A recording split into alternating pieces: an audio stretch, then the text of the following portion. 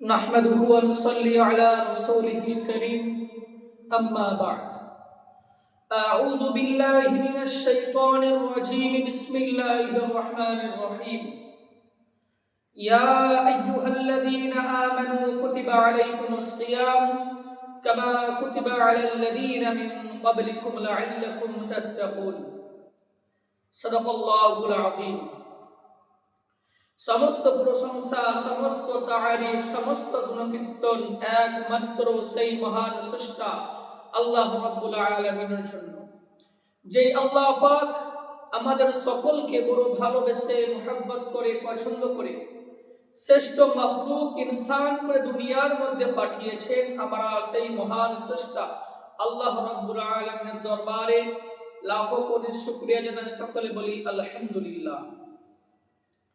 আর মাত্র কয়েকদিন পর আমাদের সামনে খুবই একটি গুরুত্বপূর্ণ মাস রমজানুল মুবারক মাস আসতে চলেছে।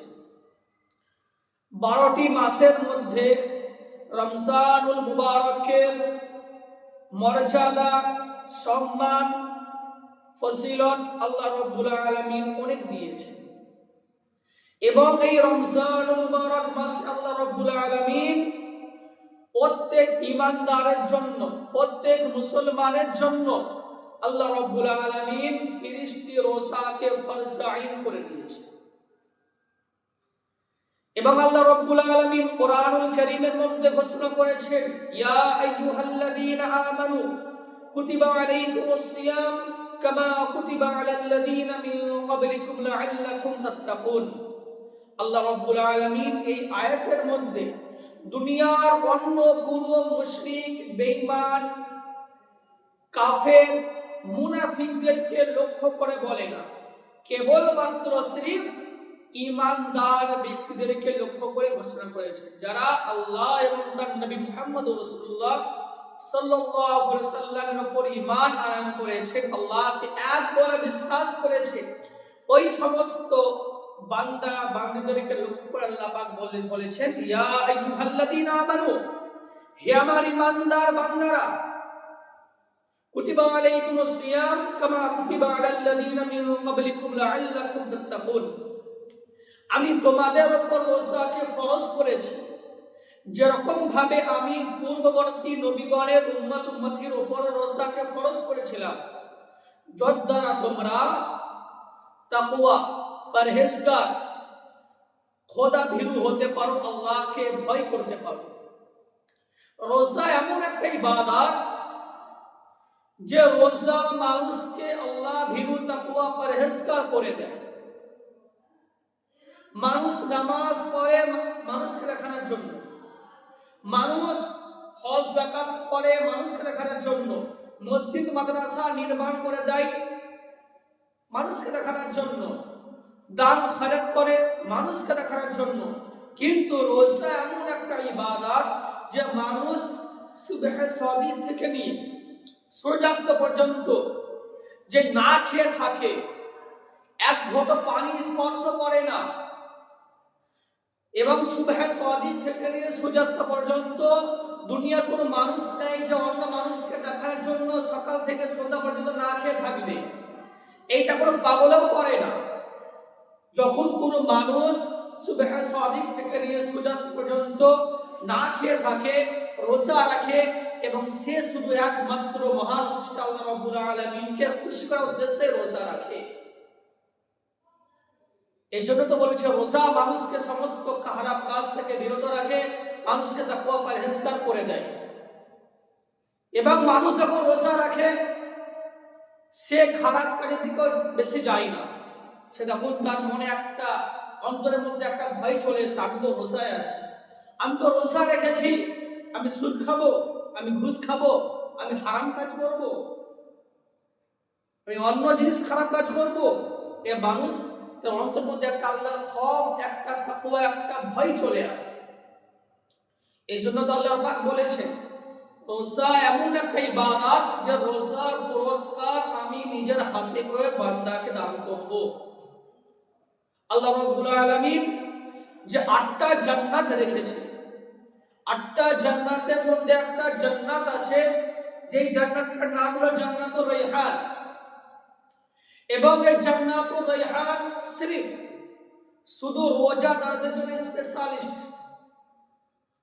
এবং ওই জান্নাতুর রাইহান দিয়ে যে ব্যক্তি একবার দাখিল হয়ে যাবে, একবার প্রবেশ করবে, তার আজীবন সারা জীবনের মতন গলা তৃষ্ণা পিপাসা মিটে যাবে। আল্লাহ রাব্বুল আলামিন কত রহমান, কত রহিম, কত মেহেরবান, যে তার বান্দা বান্দীদেরকে আখিরাত কিয়ামতের দিনে অনেক পুরস্কার দান করবে। এবং রমজান এলে আমাদের অনেকের বাহানা হয়ে যায় যে রোজা রাখা। কোনো মানুষ যদি বলে ভাই রোজা রাখো না কেন, সে তখন বলে আমার শরীর খারাপ, পেট ব্যথা, শরীর খারাপ, অনেক বাহানা মানুষের চলে আসে। মনে রাখবেন, আপনি দুনিয়ার মানুষকে ফাঁকি দিচ্ছেন, কিন্তু আল্লাহ ফাঁকি দিতে পারবেন না। আল্লাহর চোখ থেকে কেউ ফাঁকি দিতে পারবে না। দুনিয়ার মধ্যে যত বড় বড় সমুদ্র আছে, সাগর আছে, মহাসাগর আছে, ওই সাগরের নিচের তলায় যে কি হচ্ছে সেই খবরটা আল্লাহ পাক জানেন।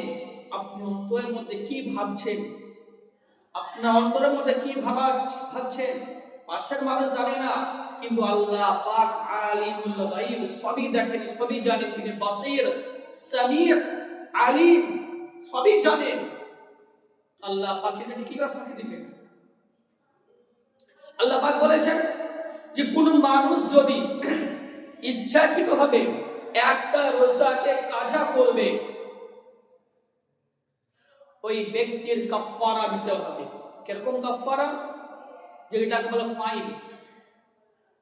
যদি কোনো ব্যক্তি রমজানে রোজাকে একটা ইচ্ছাকৃতভাবে কাজা করে, ওই ব্যক্তির জন্য পরে